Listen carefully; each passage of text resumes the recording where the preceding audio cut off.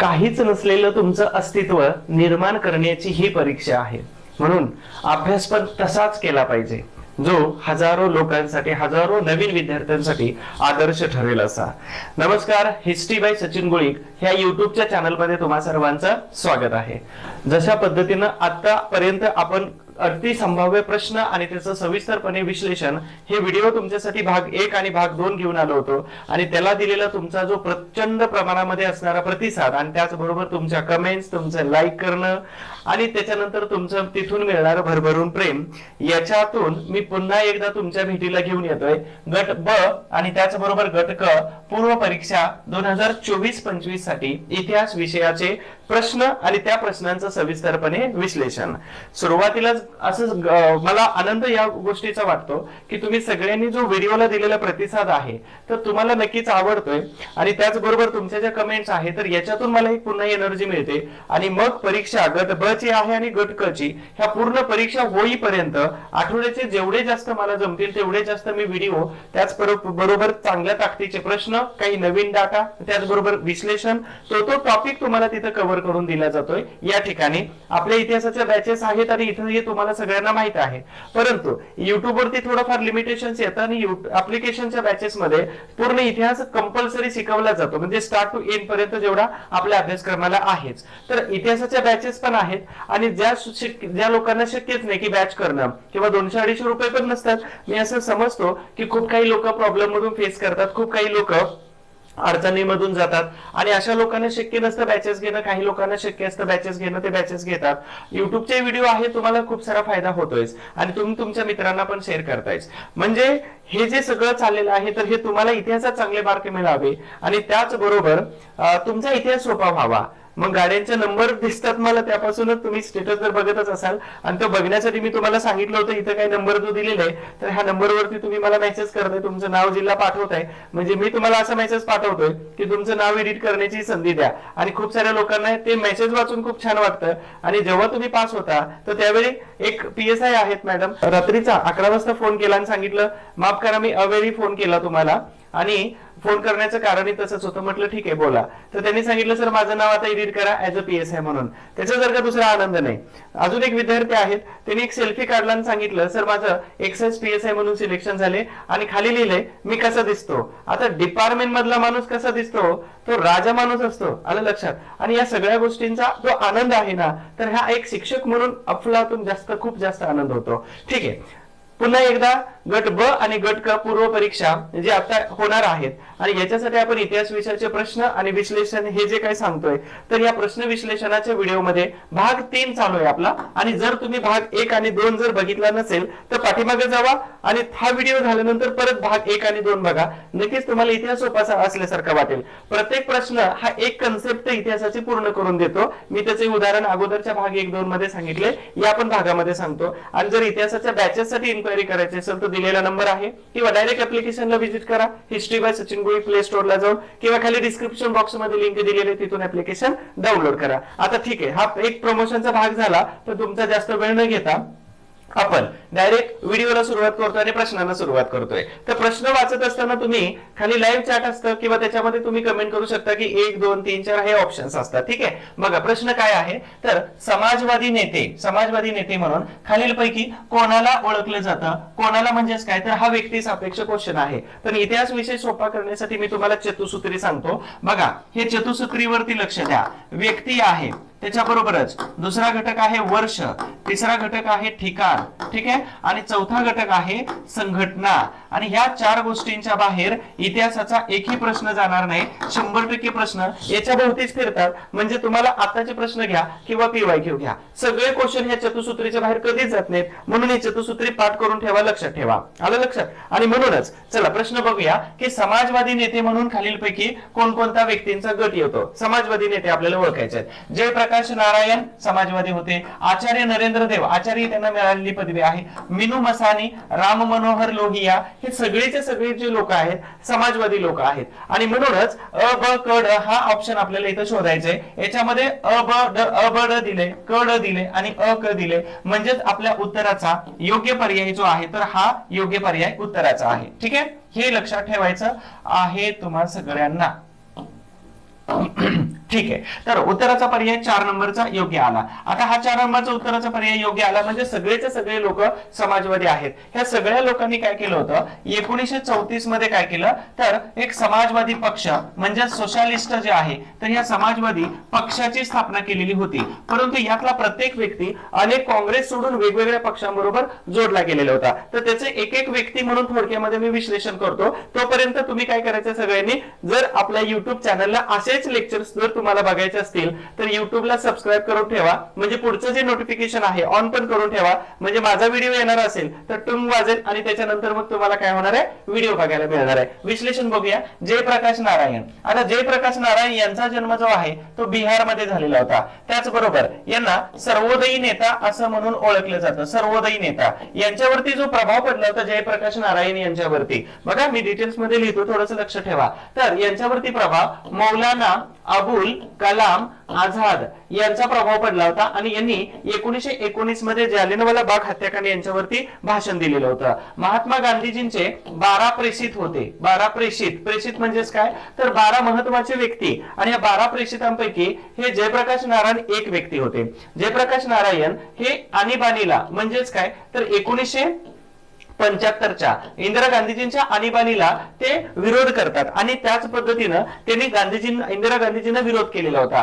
त्यांनी अखिल भारतीय स्तरावरती रेल्वेचा संप घडवून आणला. तो खूप महत्वाची गोष्ट आहे. बरं, यांनी अजून कशामध्ये तर जनसंघ स्थापन झाला होता श्यामाप्रसाद मुखर्जी यांनी. तर जनसंघामध्ये सुद्धा यांचं आधी संस्थापक सदस्य म्हणू आपण. आणि त्याचबरोबर हे समाजवादी पक्ष जो आहे तर या समाजवादी पक्षामध्ये सुद्धा यांचं स्थान होतं. म्हणजे हे जयप्रकाश नारायण हे एवढे महत्वाचे नेते होते. म्हणून परीक्षेच्या दृष्टिकोनातून एवढी माहिती त्यांची अतिशय महत्वाची आहे. त्यानंतर दुसरे व्यक्ती आहेत आचार्य नरेंद्र देव. बघा यांची माहिती हे तुम्ही लिहून घेतलं असेल म्हणून आता मी शिफ्ट हे काढून देतो. आता याच्यानंतर बघा आचार्य नरेंद्र देव यांची पदवी झाली होती आणि म्हणून काय केलं तर यांना आचार्य ही पदवी मिळालेली आहे, हे लक्षात ठेवा. यांच्यावरती जो प्रभाव पडला होता तर हा प्रभाव आहे महत्वाचा लोकमान्य टिळक आणि दुसरे व्यक्ती आहेत अरविंद घोष. या दोघांचा प्रभाव पडलेला होता. प्रश्न कुठेही विचारला जातो म्हणून माझं स्पीड मॅच करा. आणि त्याचबरोबर ही सगळी माहिती मी पीडीएफ तुम्हाला लेक्चरच्या अगोदर आपल्या हिस्ट्री फॉर ऑल ह्या टेलिग्राम चॅनल वरती तुम्हाला पाठवून देतोय. बघा history for all history for all ह्या टेलिग्राम वरती तुम्हाला लेक्चरच्या अगोदर पीडीएफ, आताची पीडीएफ आणि अगोदरच्या पण पीडीएफ तुम्हाला पाठवून देतोय. प्रिंट काढा आणि त्याच्यावरती विश्लेषण लिहा. कारण परीक्षेत 100% सांगतो 2021 पासून मी जे युट्यूबला घेतोय तर त्यातले किमान 1, 2, 3 प्रश्न आयोग विचारतोय. म्हणजे आतापर्यंतच आहे. आणि जसं आपल्या या चॅनल वरती जशाच तसे हा शब्द सर्च करा, तुम्हाला तिथं रिझल्ट मिळून जाईल. खोटं नाही बोलत आहे, कारण चोरी आणि असत्य खोटं दोन गोष्टी कधीच लपत नाही. ठीक आहे, म्हणून मी खोटं नाही सांगत. ऍज इट इज क्वेश्चन आले, हे सगळे प्रश्न ऍज इट इज पडू शकतात बघा, म्हणजे बऱ्यापैकी यातले. ठीक आहे, हे आचार्य नरेंद्र देव यांनी काय केलं होतं 1934 मध्ये जो समाजवादी पक्ष सुरू केला होता. समाजवादी पक्ष म्हणून आपण त्याला, किंवा त्याच्याबरोबरच आपण काय म्हणतो की काँग्रेस सोशलिस्ट पार्टी. हे सगळे लोक जे होते ना तर हे काँग्रेस सोशलिस्ट पार्टी तर याचे ते सदस्य होते. हे तर नाव लिहितो मी 1934 चा पक्ष, म्हणजे तुम्हाला सगळ्यांना लक्षात राहील.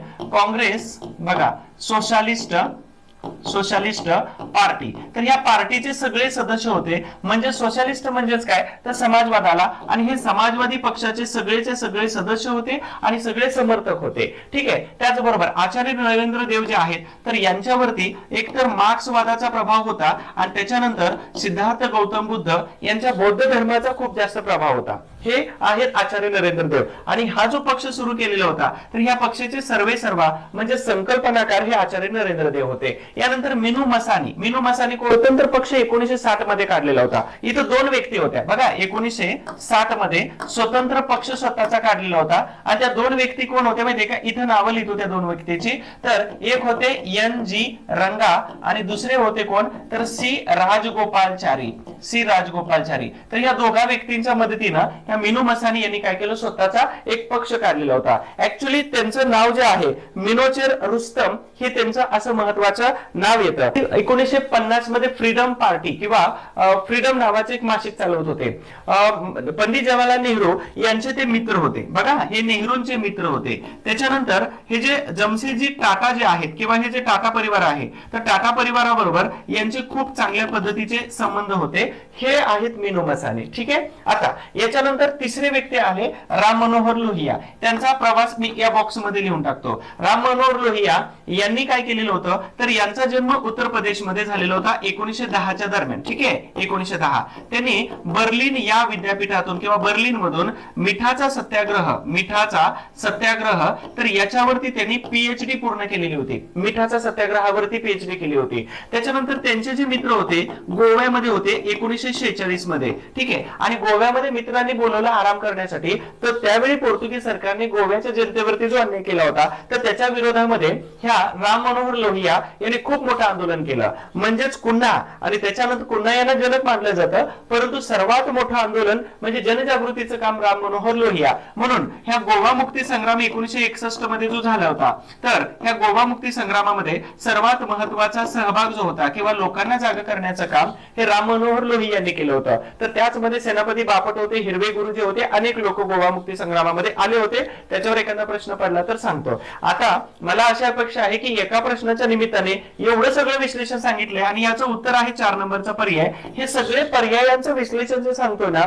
ते तुमच्या परीक्षेसाठी अतिशय महत्वाचं ठरून जातं. तर हा झाला 1 नंबरचा प्रश्न. 2 नंबरचा प्रश्न आपण घेतोय. बघा, दक्षिणेत 1915 मध्ये जस्टिस आंदोलन सुरू झाले, तर खालीलपैकी आंदोलनामध्ये कोण होतं? खालीलपैकी बघा, मी सांगितलं व्यक्ती, वर्ष, ठिकाण. आता दक्षिण भारतात सांगितलेलं आहे. हे आंदोलन कधी झालं होतं, तर 1913 ते 1915 मध्ये आंदोलन झालं होतं. आणि या आंदोलनाचं वैशिष्ट्य मंजोली जातीची लोक होते. कोणते? मंजोली जातीची लोक. ओके, मंजोली हे जाती अस्पृश्यता. ओके, हे आंदोलन कशाच होतं?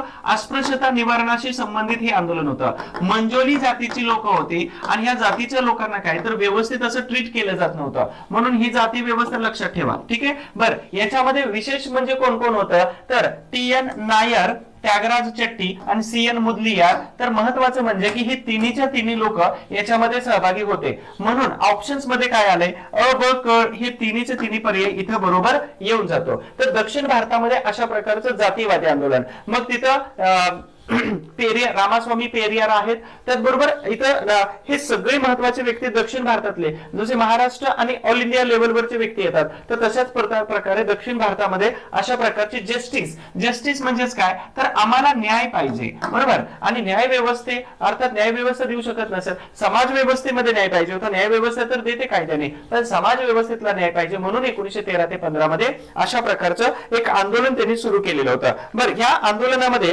म्हणजे जाती आधारित आंदोलन म्हणू आपण याला. आणि या आंदोलनामध्ये अजून इतर ज्या 3 व्यक्ती दिल्या होत्या, ह्या 3 व्यक्तींच्या व्यतिरिक्त अजून काही महत्वाच्या व्यक्ती तुम्हाला सहभागी आहेत. मग याच्यामध्ये अजून कोणी व्यक्तींची नावं, तर तेलगू रेड्डी, हे तेलगू रेड्डी नावाचे व्यक्ती आहेत. त्याच्यानंतर दुसऱ्या व्यक्ती आहेत कम्मा. ठीक आहे, कम्मा. याच्यानंतर तिसऱ्या जे व्यक्ती आहेत बलीचा नायडू. ठीक आहे, ह्या व्यक्तींची नावं, ओके, बलीचा नायडू, ह्या व्यक्तींची नावं कधीतरी येतात. त्याच्यामुळे लक्षात राहण्यासाठी मग मी पण एका कागदावरती लिहून घेतलं. तुम्ही पण या व्यक्तींची सगळी नावं लिहून ठेवा की जस्टिस आंदोलन 1915 आणि एवढीच माहिती त्याच्यामध्ये येऊन जाते आणि त्या माहितीच्या आधारावरती तुम्हाला प्रश्न सोडवता येऊ शकतो. मलयाली नायर, तर एवढ्या व्यक्ती येऊन जातात ह्या आंदोलनामध्ये. बघा, TN नायर, त्यागराज चट्टी, CN मुदलियार, तेलगू रेड्डी, कम्मा, बलीचा नायडू आणि मलयाली नायर. ठीक आहे. तर ह्या सगळ्या व्यक्ती येतात जस्टिस आंदोलनामध्ये. 1913 ते 15 दक्षिण भारतात हे आंदोलन सुरू होतं. आय होप्स तुम्हाला या प्रश्नाचं उत्तर सुद्धा समाधानकारक मिळालेलं आहे. मग प्रश्न छोटासा जरी असला तर विश्लेषण खूप महत्वाचं आहे आणि पूर्ण कन्सेप्ट क्लिअर झाली जस्टिस आंदोलनाची. बघा, ह्या 1 नंबरच्या प्रश्नामध्ये तुमची कन्सेप्ट कोणती कंप्लीट झाली, तर हे काँग्रेस सोशलिस्ट पार्टी जे आहे 1934 ची, तर याची संपूर्ण माहिती एवढीच आहे याच्या व्यतिरिक्त कुठे माहिती मिळणार आहे तुम्हाला? मग गेले जनसंघामध्ये गेले, सोशलिस्ट पार्टीमध्ये गेले, स्वतंत्र पार्टीमध्ये गेले, तर अशी सगळी माहिती तुम्हाला एकत्र मिळते. जस्टिस पार्टीची झाली, ठीक आहे. यानंतर आता छोटीशी सूचना सांगतो तुम्हाला सगळ्यांना. बघा इथं मी गट ब आणि गट क साठी एक पर्सनल मेंटरशिप प्रोग्राम, बघा युट्यूब असेल, ऍप्लिकेशन असेल, तर माझे 9 वर्षाचा अनुभव आहे. पुढच्या वर्षी 10 वर्ष पूर्ण होतात एमपीएससी ला शिकवता आणि एमपीएससी चा अभ्यास करून वर्ष पूर्ण झालेले आहेत मला 14.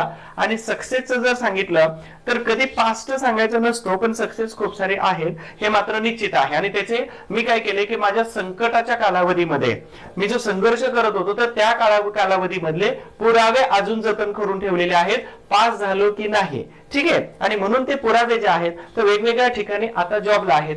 कदाचित इथं स्टार लागले असते तर जॉब घेतले असते तर, पण आता हे सांगत बसायची वेळ नाही. आणि तुम्हा सगळ्यांना म्हणजे मी झालो असतो तर एकटाच पीएसआय, एकटाच आयएस आयपीएस झालो असतो, डीसीडी वायएसपी, पण आज जे तुफान मोठी फौज तयार होते. पीएसआय आयएस पण झालेले आहेत विद्यार्थी याच वर्षी 305 रँकने आयएस झालेले आहेत, ठीक आहे. आयएस, आयआरएस, सीएपीएफ मध्ये झालेले आहेत, वेगवेगळ्या पदावरती काम करतात. आय होप्स तुम्ही सगळे पण त्याच्यामध्ये झाला सिलेक्शन तर नक्की कळवा. त्याच्यासारखी गुरुदक्षिणा दुसरी कोणती नाही, ठीक आहे. 1500च्या बॅचेस मधून काय होते तेव्हा पण त्याच्यापेक्षा तुमचं आयुष्य बनतंय 60 वर्षापर्यंत तुम्ही नोकरी करता, याच्यासारखा दुसरा आनंद एक मार्गदर्शक आहे ना त्याने दुसरा कोणताच नाही. पण हा एवढा सगळा अनुभव आहे. मग मला असं वाटतं की थोडाफार अभ्यास केल्यानंतर आणि आमच्याकडूनच शिकतात काही लोक आणि त्याच्यानंतर मग ते करतात सुरू हे पर्सनल मेंटरशिप किंवा पर्सनल असं काहीतरी बॅचेस टाकतात. तर चुकीचं मार्गदर्शन पण मिळू शकतं आणि चांगलं पण मिळू शकतं, या दोन्ही गोष्टी आहेत, ठीक आहे. मग मला असं वाटलं की गट ब आणि गट क साठी एक पर्सनल मेंटरशिप प्रोग्राम सुरू करावा. याची फी फक्त किती माहितीये का? 10 रुपये फी ठेवलेली आहे मी. हा, याच्यासाठी तुम्हाला हिस्ट्री बाय सचिन गोळीक हे ऍप्लिकेशन डाउनलोड करायचंय. त्या ऍप्लिकेशन मध्ये आता तुम्हाला अभ्यास कसा करायचा आहे, तुमच्या चुका कुठे होतात, तुम्ही कोणत्या टॉपिक वरती फोकस केला पाहिजे. युपीएससी लिहिलेलं आहे त्याच्यामुळे बाकीचं सगळ्या व्यवस्थित सगळ्या विषयांचा अभ्यास तेवढाच ताकदीचा आहे. पण इतिहासाबरोबर तिकडे दुर्लक्ष मी करतो, त्याचं कारण की इतिहासावरती फोकस करायचंय. हा, एक दिन बादशाह बनेंगे, ठीक आहे. बघा म्हणून सगळ्या विषयाचं उत्तम मार्गदर्शन मिळणार आहे. अभ्यासाचं नियोजन चुकतं बऱ्याच लोकांचं सांगितलं जाणार आहे. विषयानुसार माझं आहेच, पण माझ्या व्यतिरिक्त अनेक शिक्षकांचं मार्गदर्शन व्हिडिओच्या माध्यमातून ऍपमध्ये देणार आहे. तुमचा अप्रोच बिल्डिंग झाला पाहिजे. जब तक म्हणजे तुम्ही जोपर्यंत स्वतःला अधिकारी म्हणत नाही तोपर्यंत अधिकारी होणार नाही. That is called approach building. हा डेव्हलप केला जाईल. पीवायक्यूचं विश्लेषण जेवढ्या शक्य आहे तेवढं दिलं जाईल. वैयक्तिक मार्गदर्शन केलं जाईल आणि त्याचबरोबर वेगवेगळ्या विषयांच्या पीडीएफ सुद्धा अवेलेबल होतील जेवढ्या शक्य आहे तेवढ्या. आता एवढं सगळं मिळणार आहे तुम्हाला केवळ 10 रुपयामध्ये. फक्त अभ्यास कसा करायचा आणि तुमच्याकडून होणाऱ्या ज्या चुका आहेत तर त्या व्हायला नको आहेत. मग आता वेळ कशाला घालवता, ऍप्लिकेशन डाउनलोड करा आणि त्याच्यामध्ये जी बॅच दिसते तुम्हाला पर्सनल मेंटरशिपची, तर त्याच्यामधले ते व्हिडिओज वगैरे आहेत, तर याचा नक्कीच तुम्हाला 100% फायदा होणार आहे. तर हे तुम्ही घ्या आणि तुमच्या मित्रांना पण सांगा. आता महत्वाची बॅच जी आता जी अपकमिंग एक्झाम आहे तर त्याच्यासाठी वन डे रिव्हिजन बॅच इतिहासाची टाकलेली आहे. याच्यामध्ये समाज सुधारक आणि महाराष्ट्राचा इतिहास हे बोर होऊ नका, कारण हे सांगितल्याशिवाय काही लोकांना कळतच नाही की बॅचेस आहेत का. कारण कधी कधी फोन करून विचारतात तुमच्या आहेत का बॅच, त्याच्यासाठी मला हे सांगावं लागतं. बाकीचा व्हिडिओ तर आहेच तुम्हाला माहितीसाठी. तर महाराष्ट्राचा इतिहास आणि समाज सुधारक सांगितलं जाते. 2 वेळा व्हिडिओ बघू शकता. 1 महिन्याची व्हॅलिडिटी आहे आणि याची फी फक्त 250 रुपये ठेवलेली आहे. आणि ह्या गट ग आणि गट ब साठी पूर्ण इतिहास त्याच्यामध्ये सांगितलेला आहे. त्याच्याबरोबरच तुम्हाला पीडीएफ जे आहे तर ही पीडीएफ मी ऑलरेडी माझ्या नंबरवरती हाय हॅलो केलं, नाव जिल्हा पाठवलं, मी पाठवूनच देतोय. तुमचं नाव पण सेव्ह करून ठेवतो जेणेकरून काही इम्पॉर्टंट नोटिफिकेशन तुम्हाला पाठवायचं असेल, व्हिडिओची लिंक असेल तर मी माझ्या माध्यमातून पाठवतो, ठीक आहे. दुसरं ऍप्लिकेशन डाउनलोड करा. या ऍप्लिकेशन मध्ये तुम्हाला वन डे ची बॅच दिसून येते. तुम्ही बघा, जर आवडली, हा व्हिडिओ जर युट्यूबचे आवडले असतील तर बॅच नक्कीच घ्या. जर तुम्हाला इतिहास अवघड जात असेल तर, आणि जर अवघड जात नसेल तर ह्या व्हिडिओचा फायदा करून घ्या. विषय संपला. अजून एक असं आहे की तुम्हाला इतिहास म्हणजे विद्यार्थ्यांनी स्वार्थी झालं पाहिजे. जशा पद्धतीने माझे व्हिडिओ बघता तसे इतिहासवाल्या सगळ्या शिक्षकांचे व्हिडिओ तुम्ही बघा, ठीक आहे. ज्याची बॅच, ज्याचा व्हिडिओ आवडतो त्याची बॅच घ्या. कंपल्शन नाही की मी शिकवतो तुम्ही इथं बघता म्हणजे माझीच बॅच घ्यावी. कोणाचीही बॅच घ्या, पण विद्यार्थ्यांनी स्वार्थी झालं पाहिजे. विद्यार्थी दशेमध्ये सगळं नॉलेज आपलं घेतलं पाहिजे. पास होणं हा तुमचा धर्म आहे, हा तुमचा कर्तव्य आहे आणि शिकवणं आमचा धर्म आहे. ठीक आहे, सांगणं हे काम आहे, प्रमोशनचा पार्ट येतो. ठीक आहे, तू बराच वेळ घेतला. आता पुढच्या प्रश्नाकडे जातो, 3 नंबरचा. पिट्स इंडिया ऍक्ट पास केला, हा पास कधी झाला होता? 1784 मध्ये. तर त्यात कोणत्या तरतुदी समाविष्ट होत्या? पिट्स इंडिया ऍक्ट सांगितलेलं आहे. भारतात खूप सारे कायदे झालेले होते. 1773 चा पहिला, 1781 दुसरा सुधारणा कायदा, 1784 तिसरा पिट्स इंडिया ऍक्ट, 1786 सुधारणा कायदा, 1793 पासून 4 चार्टर ऍक्ट आलेले होते, 3 सनदी, 3 परिषदा कायदे आले होते, 1861, 1892 आणि 1909 चे. आणि सुधारणा कायदे 2 आले, 1909 3 आले, 1909, 1919, 1935 भारतीय शासन कायदा. भारतीय शासन कायदे 3 आले होते, म्हणजे सॉरी 2 आले होते, 1858, 1935. स्वातंत्र्याचा कायदा 1 आला. आता एवढे सगळे कायदे तुम्हाला सांगितलेले आहेत, त्याचे पोस्टर आहे, मी टेलिग्रामला टाकून देतो लेक्चर झाल्यानंतर, ते एकदा बघून घ्या. बघा काय सांगितलं, पिट्स इंडिया ऍक्ट. पिट्स कोण होता? ब्रिटनचा प्रधानमंत्री होता आणि सर्वात यंग होता, म्हणून त्याला यंग पिट्स यंगर द पिट्स असं म्हटलं जातं.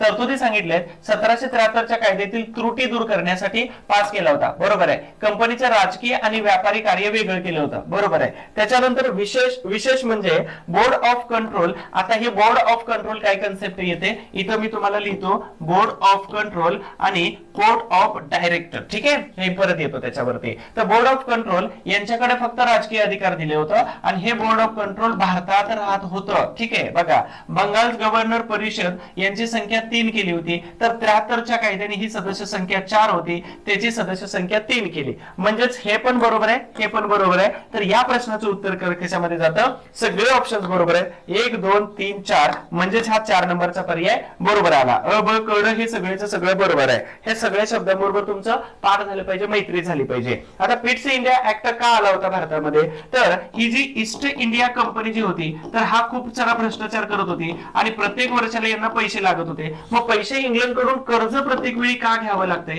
याची चौकशी करण्यासाठी काय केलं, 1773 ला रेग्युलेटिंग ऍक्ट पास केला. मग यामध्ये असं ठरलं की आता कंपनीकडचा व्यापारी आणि हे जे काही अधिकार आहेत हे काढून घेतले पाहिजेत आणि म्हणून पिट्स इंडिया ऍक्ट आणलेला होता. पिट्स यांनी भारताबद्दल केलेला कायदा, that's called Pitt's India act.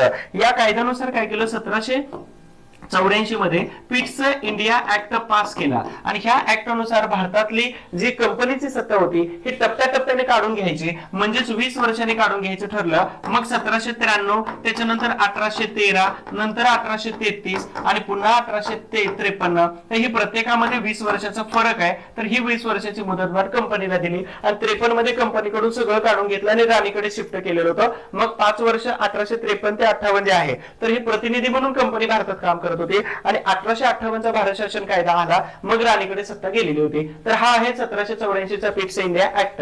या कायद्यानुसार काय केलं होतं, तो भ्रष्टाचार आणि कर्ज ह्या सगळ्या कन्सेप्ट आहेत ना, तर बोर्ड ऑफ इथं काय बनवलं होतं, बोर्ड ऑफ कंट्रोल बनवलं. बोर्ड ऑफ कंट्रोल म्हणजेच काय, तर हे नियंत्रक मंडळ होतं, नियंत्रक मंडळ, आणि हे नियंत्रक मंडळ भारतामध्ये राहत होतं. परंतु कोर्ट ऑफ डायरेक्टर म्हणजेच काय, तर हे संचालक मंडळ बनवलं आणि हे संचालक मंडळ इंग्लंड मधून board of control board of control आणि भारतातली ईस्ट इंडिया कंपनी ह्या सगळ्यावरती नियंत्रण ठेवण्याचं काम कोण करत होते, संचालक मंडळ करत होतं. मग नियंत्रक मंडळ जो आहे, तर यांचा पगार भारताच्या तिजोरीतून 1919 पर्यंत देऊ लागले होते. याच्यावरती प्रश्न विचारलेला आहे. बरं, हे बोर्ड ऑफ कंट्रोल बंद कधी केलं होतं हे सगळं, तर हे बोर्ड ऑफ कंट्रोल आणि संचालक मंडळ 1858 च्या गव्हर्नमेंट ऑफ इंडिया ऍक्ट नुसार बंद केलं. याच्यावरती पण आयोगाने प्रश्न विचारलेला आहे. या निमित्ताने तुमचा 1784 चा पिट्स इंडिया ऍक्ट पाठ झालेला असेल अशी मी अपेक्षा करतो. 3 नंबरचा प्रश्न आहे. ठीक आहे, यानंतर 4 नंबरचा प्रश्न आहे बघा. गुजरातमध्ये संत यांनी भक्ती संप्रदायास चालना दिलेली होते. मग महाराष्ट्रातले जे संत आहेत, संत तुकारामांपासून संत एकनाथ ज्ञानेश्वरांपासून संत चोखोबापर्यंत आणि जनाबाई पासून ही सगळे संत येऊन जातात. महाराष्ट्राची परंपरा आहे. पण गुजरातमध्ये कोणी परंपरा संप्रदायास चालना दिलेली होती, तर Narsinh Mehta, Vaman Shaha, Devguru Pandit R D Paradkar. R D Paradkar हे एक पत्रकार होते बॉम्बे प्रांतातले. ठीक आहे, पण गांधीजींबरोबर चांगलं जमत होतं. नरसिंह मेहता जे आहेत, तर हे नरसिंग मेहता किंवा नरसिंह मेहता हे सदन ब्राह्मण कुटुंबात जन्माला आलेले संत होते आणि यांनीच काय केलेलं होतं, तर गुजरातमध्ये अशा प्रकारची संत परंपरा सुरू केलेली होती. तर हे नरसिंह मेहता यांचा आहे. आता यांचा जो इतिहास आहे, तर 1932 मध्ये जेव्हा महात्मा गांधीजी यांनी हरिजन अर्थात अस्पृश्य निवारण संघ सुरू केला होता, अस्पृश्यता निवारण मंडळी किंवा संघ सुरू केला, तर या दरम्यान 1933 मध्ये त्याचं नामकरण केलं होतं हरिजन सेवक संघ, बघा हरिजन सेवक संघ, आणि हे जे नामकरण केलं होतं तर हे नाव या अस्पृश्यता निवारण संघाला हे 33 मध्ये नाव बदलायला कारणीभूत ठरणारे दोन व्यक्ती होते. त्यापैकी एक होते नरसिंह मेहता संत आणि दुसरे होते आर.डी. पराडकर. आणि या दोघांनी गांधीजींना सांगितलेलं होतं की तुम्ही काय करा, अशा प्रकारे अस्पृश्यता ह्या नावाच्या ऐवजी तुम्ही जो शब्द वापरताय तो शब्द हरिजन वापरा.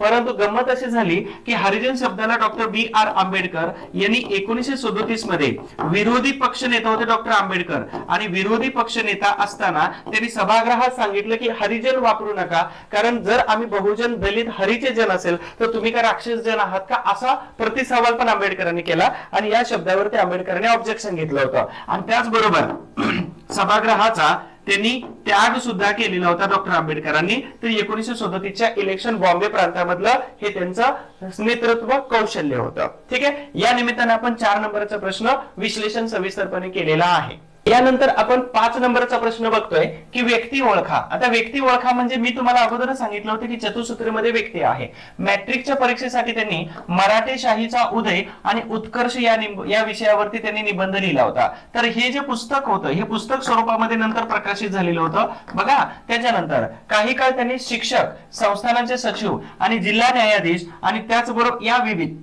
ठिकाणी काम केले होते. मग असे आपल्याला व्यक्ती ओळखायचे आहेत. बघा, बाळशास्त्री जांभेकर, हे बाळशास्त्री जांभेकर शिक्षक होते, बरोबर का, हे शिक्षक होते. यांचे विद्यार्थी कोण आहेत, भारतीय राजकारणाचे पितामह हे दादाभाई नौरोजी हे यांचे विद्यार्थी आहेत, हे लक्षात ठेवा. त्याचबरोबर हे बाळशास्त्री जांभेकर जे आहेत तर हे अक्कलकोटच्या महाराजांचे शिक्षक होते, म्हणजे अर्थात तिथं शिकवत होते. त्याचबरोबर यांनी दर्पण वर्तमानपत्र काढलं आणि त्याच्यानंतर दिग्दर्शन नावाचं वर्तमानपत्र, अर्थातच दिग्दर्शन नावाचं मासिक पण काढलेलं होतं. पण हे कधी न्यायाधीश नाही बनले, म्हणून हा ऑप्शन कट झाला. दादाभाई नौरोजी हे पितामह म्हटले जाते भारतीय राजकारणाचे. त्याचबरोबर इंग्लंडमध्ये निवडून गेले होते 1893 नंतर. ठीक आहे, त्याचबरोबर यांनी आर्थिक निस्सारणाचा सिद्धांत मानलेला होता. ठीक आहे, आर्थिक निस्सारणाचा सिद्धांत. आणि त्याच्यानंतर हे दादाभाई नौरोजी भारतीय राष्ट्रीय काँग्रेसचे, इंडियन नॅशनल काँग्रेसचे 3 वेळा अध्यक्ष झालेले होते. ठीक आहे, ही एवढी महत्वाची माहिती दादाभाई नौरोजी यांच्याबद्दल. अनेक संस्था आणि संघटना यांच्या स्थापनेमध्ये दादाभाई नौरोजी यांची खूप महत्वाची भूमिका आहे. आणि यांच्याच प्रयत्नाने भारताची आर्थिक व्यवस्था हे डळमळीत झालेले हे इंग्रजांना आणि भारतीय लोकांना कळायला सुरुवात झालेली होती. तर आर्थिक निस्सारणाचा सिद्धांत यांनी मांडलेला होता. अपहरणाचा सिद्धांत रानडे यांनी मांडलेला होता. तर हे रानडे, ठीक आहे, रानडे इथं परत आले होते. रानडे यांचा जन्म कुठे झाला होता, निफाड या ठिकाणी जन्म झाला, नाशिकच्या निफाड मध्ये जन्म झाला. याच्यानंतर रानडे यांनी काय केलं होतं, 1878 मध्ये मराठी साहित्य संमेलनाचे पहिले अध्यक्ष होण्याचा मान त्यांना दिला जातो. रानडे हे 1893 मध्ये बॉम्बे हायकोर्टाचे जज झालेले होते. ते 1901 पर्यंत मुंबईच्या हायकोर्टाचे जज होते, अर्थात त्यांच्या मृत्यूपर्यंत.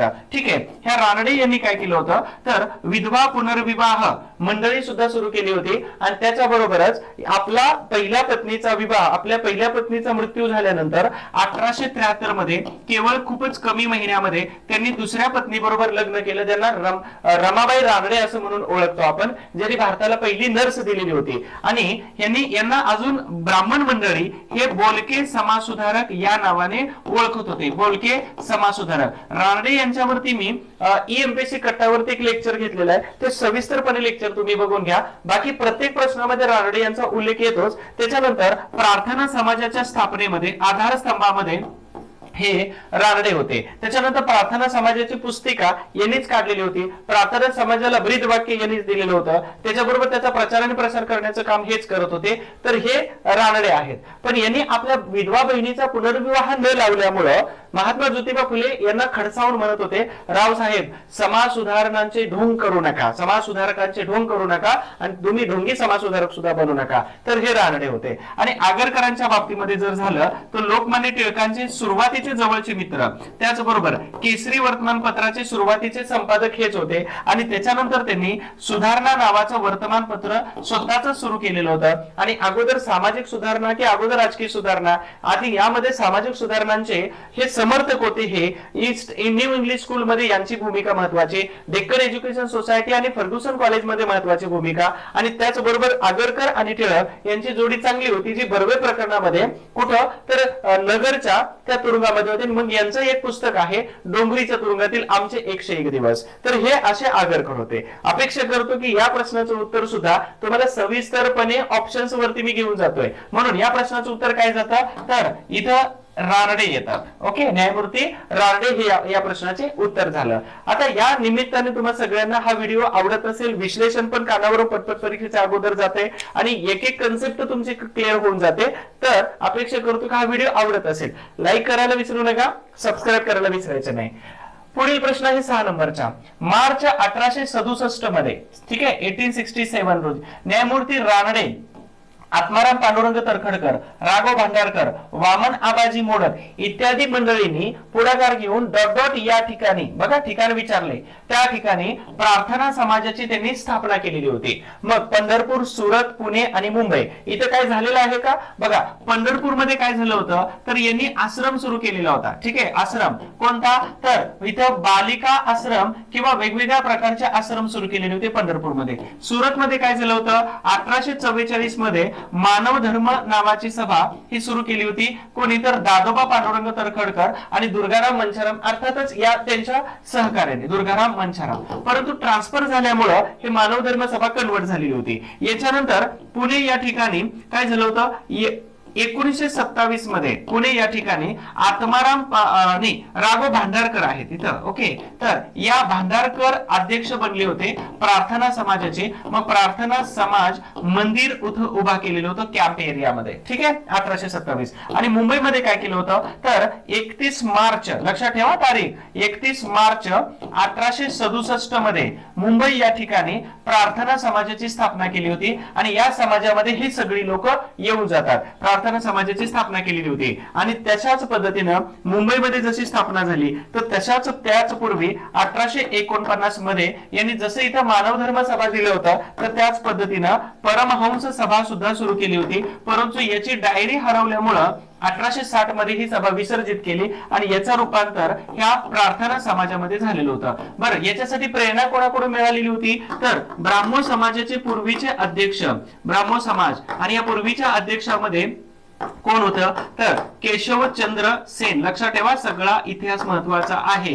केशवचंद्र सेन, हे केशवचंद्र सेन 1864 मध्ये इथं पुणे आणि त्याचबरोबर इथं मुंबई ह्या दोन्ही ठिकाणी भाषणं दिलेली होती. या भाषणांचा प्रभाव इथं यात सगळ्या लोकांवरती पडलेला होता. म्हणून प्रार्थना समाजाचा एक असा फिक्स अध्यक्ष नाही, परंतु त्या समाजाची स्थापना होत असताना कार्यक्रमाचे अध्यक्ष कोण राहिले होते तर ग्रँड मेडिकल कॉलेज मधून पहिले 3 विद्यार्थी होते, सखाराम अर्जुन, त्याच्याबरोबर भाऊदाजी लाड, आणि सर्वात ज्येष्ठ होते डॉक्टर आत्माराम पांडुरंग तरखडकर. तर ह्या तरखडकरांच्या अध्यक्षतेखाली सभा स्थापन झाली होती प्रार्थना समाज. आणि म्हणून फिक्स आता संस्थापक नाही, पण कार्यक्रमाचे अध्यक्ष पांडुरंग होते. आणि यांचं जे ब्रीद वाक्य आहे ते इंग्लिश मध्ये, ते सगळ्यांनी ब्रीद वाक्य मला खाली कमेंट करायचे सगळ्यांनी. तुम्ही जागे की नाही बघतो एकदा, पण गंमत सांगतो याची.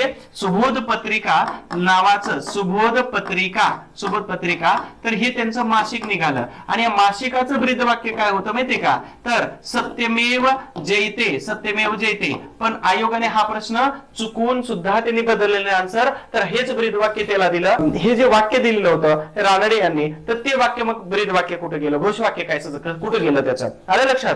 पण हे सुबोध पत्रिकेचं आहे. अर्थातच असं आहे की माझे वडील कलेक्टर आहेत म्हणजे मला पण सहीचे अधिकार मिळावे, असा हा प्रकार झाला. सुबोध पत्रिके त्याचं मुखपत्र आहे, आणि मुखपत्राचं ब्रीद वाक्य हे समाजाचं ब्रीद वाक्य कसं असू शकतं. माझं याच्यावरती पहिल्यापासूनच ऑब्जेक्शन आहे.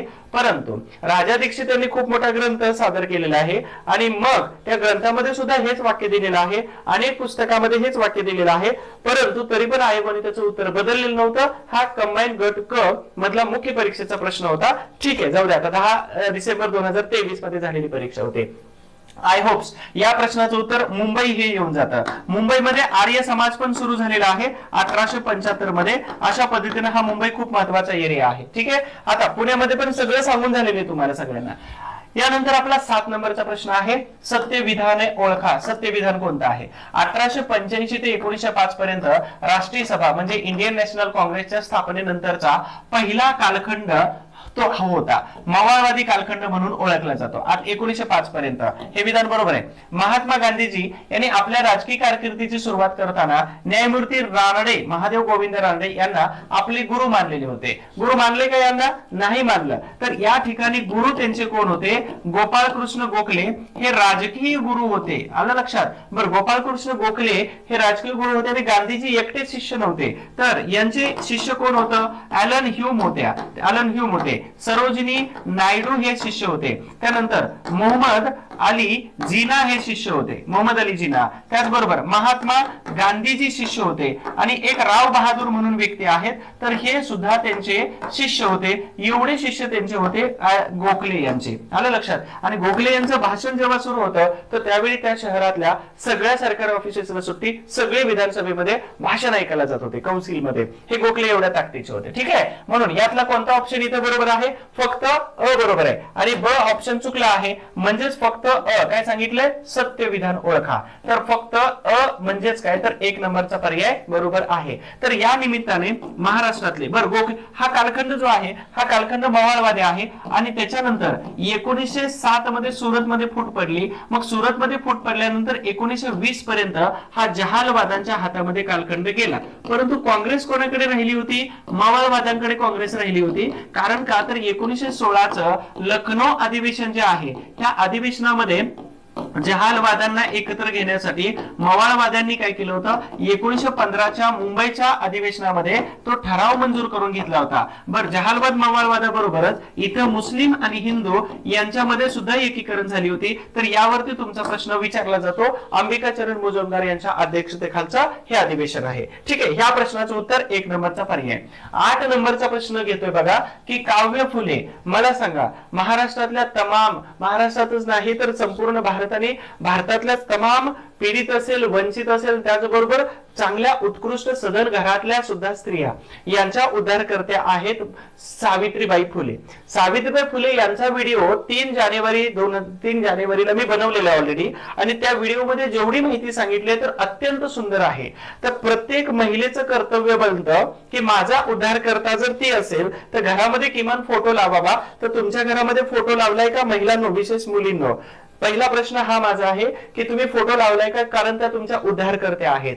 दुसरी गोष्ट, त्यांच्याबद्दल सगळी माहिती सांगितली का? कारण मी ह्या व्हिडिओमध्ये सगळी माहिती तुम्हाला दिलेली आहे. हा व्हिडिओ नक्की बघून घ्या सावित्रीबाई फुले यांचा, किंवा खाली डिस्क्रिप्शन बॉक्स मध्ये लिंक दिलेली आहे त्या व्हिडिओची. तिसरी गोष्ट की तुम्ही जेव्हा दगडूशेठ गणपतीला जाता, परंतु त्याच्या अपोजिट साइडला 6 विद्यार्थिनींना घेऊन महात्मा फुले आणि सावित्रीबाई फुले यांनी मुलींची शाळा सुरू केली होती. महात्मा फुलेंनी जर ठरवलं असतं तर टाटा, अंबानी, बिर्ला, अडाणी यांच्यापेक्षा श्रीमंत बिझनेसमॅन झाले असते. परंतु अस्पृश्यता निवारण कोणी करायचे? विधवा स्त्रियांचं दुःख निवारण कोणी करायचं? आणि त्याचबरोबर स्त्रियांना शिकवायचं कोणी? आणि त्यांचे नैसर्गिक आणि मूलभूत अधिकार जे काढून घेतलेले आहेत इथल्या अगदी दुर्दैव्य अशा आणि दुर्लक्षित विचित्र ग्रंथांनी किंवा समाज व्यवस्थेत ते अधिकार पुन्हा प्रस्थापित करण्यासाठी महात्मा ज्योतिबा फुले यांनी सगळ्या सुख, साधन, संपत्ती, ऐशोआराम याच्याकडे दुर्लक्ष केलं. आणि या दाम्पत्याने स्वतःला वाहून घेतलं अस्पृश्यते निवारण, शिक्षण आणि अनेक वेगवेगळ्या प्रकारच्या सामाजिक समस्या सुधारण्यासाठी ते काम केलं होतं. ठीक आहे, आणि म्हणूनच तुम्ही जेव्हा दगडूशेठ गणपतीला जाता तर त्यावेळी मागे फिरून तुम्ही अपोजिट साइडला पण एक वास्तू आहे ज्याचं आता बांधकाम सुरू आहे. आणि ते वास्तू सुद्धा तिथं दर्शनासाठी खूप सुंदर आहे. तर तुम्ही नक्की त्या वास्तूकडे बघून हे आमचं उद्धार स्थळ आहे असं म्हणायला हरकत नाही. तर घरात फोटोही लावा, ते तुमचं प्रेरणास्थान आहे. त्याचबरोबर हा व्हिडिओ बघा, सगळी माहिती पाठ करा. कारण का तर ज्यांना उद्धार केलेले, एक गोष्ट लक्षात ठेवा, कठीण कालावधीमध्ये ज्यानं साथ दिलेलं असतं तर त्याला आयुष्यभर सोडायचं नाही. ओके, फिलॉसॉफी आहे. कठीण काळात जो साथ देतो त्याला आयुष्यभर सोडायचं नाही. हे सगळे तुमचे उद्धार करतेत. अगदी पुरोगामी महाराष्ट्रामध्ये सुधारणावादी चळवळीमध्ये जेवढी लोक काम करत होते त्यांच्यामुळे तर आपण आज सुखाचा घास आणि श्वास घेतो. या सगळ्या लोकांना सोडायचं नाही. मग ते मार्गदर्शक असो, फॅमिली मेंबर असो, किंवा पास्ट मधले समाज सुधारक असो, सोशल रिफॉर्मर असो, यांना सोडायचं नाही. सावित्रीबाई फुले यांचा व्हिडिओ नक्की बघायला विसरू नका. ठीक आहे, बघा आता यात एकूण किती त्यांनी काव्य फुले नावाचा एक कविता संग्रह लिहिला होता. ठीक आहे, यात एकूण 41 कविता आहेत. विधान बरोबर आहे. पहिलीच कविता शिव प्रार्थना आहे, हे पण विधान बरोबर आहे. माझ्या व्हिडिओमध्ये मी डिटेल्स मध्ये सांगितलंय. महात्मा फुले नाही हो, हे सावित्रीबाई फुले यांनी हे लिहिलेले ग्रंथ आहेत. सावित्रीबाई फुले यांनी, आणि म्हणून सावित्रीमाई फुले यांना विसरू नका आणि त्यांचं सगळी माहिती लिहून घ्या. मी अतिशय सुंदर व्हिडिओ बनवले, नक्की तुम्ही बघा ह्या लेक्चर झाल्यानंतर.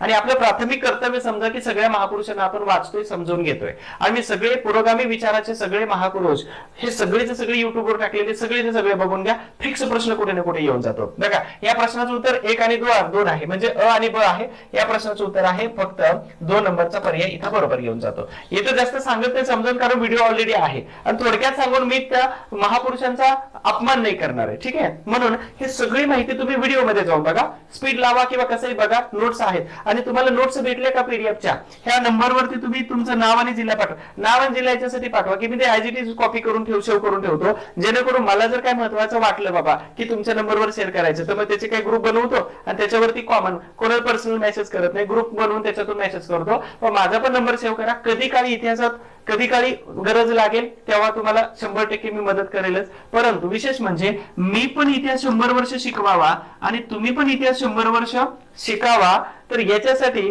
कॉन्टॅक्ट मध्ये राहणं गरजेचं आहे. कारण कोणी कुठं मदतीला सापडेल आणि कुठं कोणाची गरज लागेल तर सांगता येत नाही. फेसबुक सांगतं बोललं पाहिजे, बोलल्यानंतर अडचणी सुटतात. कदाचित त्याच्यासाठी योग्य व्यक्ती मी असू शकतो किंवा तुमच्या चॉईसने तुमच्या व्यक्ती असू शकतात. ठीक आहे, नंबर सेव्ह करा, नाव जिल्हा पाठवा, मी पीडीएफ पाठवतो तुम्हाला, आणि ती पीडीएफ प्रिंट करून सॉफ्ट कॉपी मध्ये कोणी अभ्यास करायचे ना, माझी सक्त ताकीद आहे सगळ्यांना. अजिबात नाही, प्रिंट काढाय, 2 पेजेस असो 1 पेजेस असो, 5 रुपये जाऊ 10 रुपये जाऊ, प्रिंट काढायची, त्याच्यावरती टिक मार्क करायचा, 100% अभ्यास होऊन जातो. यानंतर बघा 9 नंबरचा सेकंड लास्ट क्वेश्चन, खालीलपैकी कोणी म्हणजे व्यक्ती आला. अंजुमन ए इस्लाम या संस्थेचे कोण होते? सचिव पण होते आणि अध्यक्ष पण राहिलेले आहेत. मग कोण आहेत हे सगळे? हे व्यक्ती कोण आहेत? गोपाळकृष्ण गोखले. आता ही संस्था जी आहे तर मुस्लिम समुदायाशी संबंधित येते, त्याच्यामुळे इथं असणारा व्यक्ती हा मुस्लिमच असणार आहे. मग गोपाळकृष्ण गोखले विषय संपला, महादेव रानडे यांचा विषय संपला, फिरोजशाह मेहता आणि बदरुद्दीन तय्यबची. फिरोजशाह मेहता सुद्धा यांचा विषय संपला, म्हणजेच एकच येतात बदरुद्दीन तय्यबजी. ठीक आहे, म्हणून या प्रश्नाचं उत्तर काय आहे? बदरुद्दीन तय्यबजी. बदरुद्दीन तय्यबजी यांच्याबद्दल विषय जर सांगायचं म्हटलं तर या संस्थेचे संस्थापक सचिव हे मुस्लिमान असणार आहेत. म्हणून इथं गोपाळकृष्ण गोखले हे तिन्ही ऑप्शन कट झाले, बदरुद्दीन तय्यबजी हा एकच ऑप्शन इथं राहिलेला होता. तर 1887 मध्ये झालेलं मद्रास या ठिकाणचं जे अधिवेशन आहे, या अधिवेशनाचे ते अध्यक्ष झाले. हे पहिले मुस्लिम व्यक्ती आहेत जे अध्यक्ष झालेले होते. बघा विशेष बाब आहे, त्यांनी अंजुमन ए इस्लाम ही जी संघटना आहे किंवा ही संस्था आहे 1876 मध्ये अंजुमन ए इस्लाम ही संघटना सुरू केली. बरं, एवढी संघटना सुरू केली नव्हती, तर हे बदरुद्दीन तय्यबजी यांनी इस्लाम क्लब सुद्धा सुरू केला. बघा इस्लाम क्लब ही महत्वाच्या घटना आहेत. या इस्लाम क्लब नंतर अजून काय सुरू केलं होता तर तालीम सुद्धा सुरू केलेली होती. म्हणजे इस्लाम क्लब यांच्या बरोबरच त्यांनी इस्लाम जिमखाना तालीम सुरू केली होती. म्हणजे इस्लाम जिमखाना, लक्षात ठेवा, इस्लाम जिमखाना सुरू केलेला होता. बरं, एवढ्यावरतीच ते थांबलेले नव्हते, तर विशेष म्हणजे हे मुस्लिम अर्थातच बोहरा या कम्युनिटी मधून होते आणि यांनी काय केलं होतं 1895 मध्ये हे हायकोर्टामध्ये गेले, बॉम्बेच्या हायकोर्टामध्ये, आणि मुंबईच्या हायकोर्टामध्ये जाणारे ते तिसरे न्यायाधीश होते, तिसरे भारतीय व्यक्ती होते. म्हणजे हायकोर्टात न्यायाधीश म्हणून गेले तर हे तिसरे भारतीय ठरलेले होते.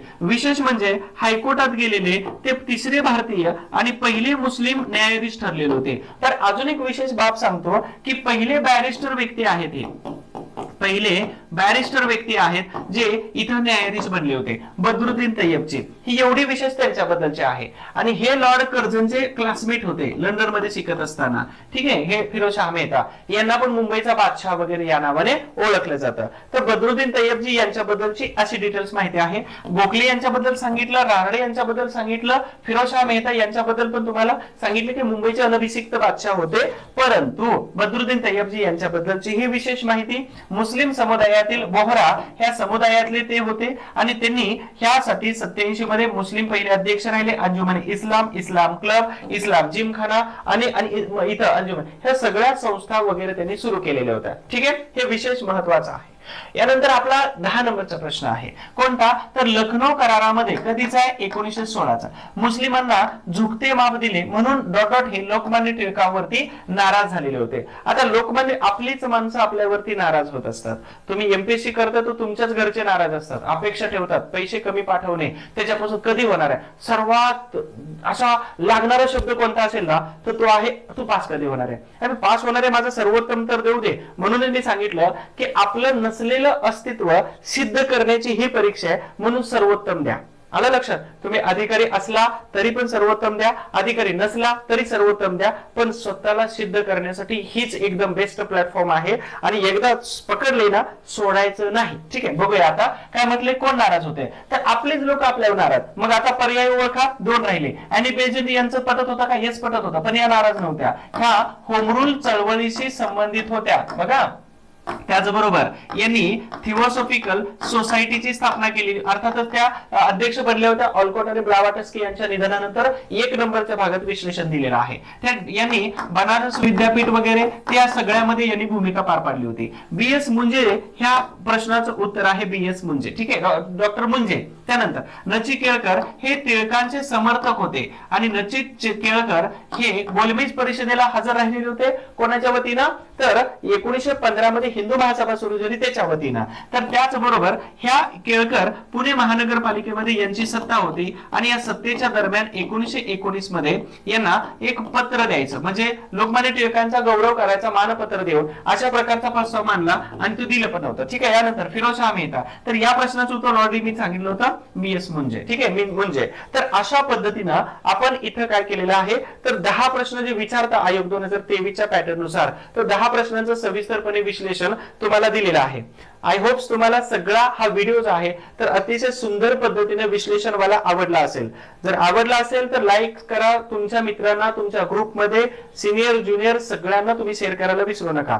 याच्यानंतर सबस्क्राईब पण करा, कारण पुढचे व्हिडिओ तुम्हाला भेटणार नाही त्याच्याशिवाय, म्हणून सबस्क्राईब पण करायला विसरू नका. आणि तुमच्या मित्रांना पण सांगा की हे व्हिडिओ आहेत बघ, बॅच बद्दल माहिती सांगितली जाते. जर व्हिडिओ आवडला तर तुम्हाला बॅच घ्यायचे यावाल्या सगळ्या, आणि जर नाही आवडला तर दुसऱ्यांच्या बॅचेस आहेतच अवेलेबल, कंपल्शन नाही. पण व्हिडिओ तर बघा, स्वार्थी व्हा थोडंसं, कारण स्वार्थीपणामध्ये काय असतं, तुमचा निस्वार्थ लपलेला असतो. बघा, आता पर्सनल तुम्हाला चुकीचं गाईड केलं जातं कधी कधी, आणि तुम्हाला काय होतं की बिगिनर असतं आपण कधी कधी, आणि बोलणारा चांगला आहे म्हणजे तो त्या विषयामध्ये एक्सपर्ट आहे असं नसतं, आणि विषयात एक्सपर्ट आहे म्हणजे तुला खूप चांगलं बोलता येतं असं पण नसतं.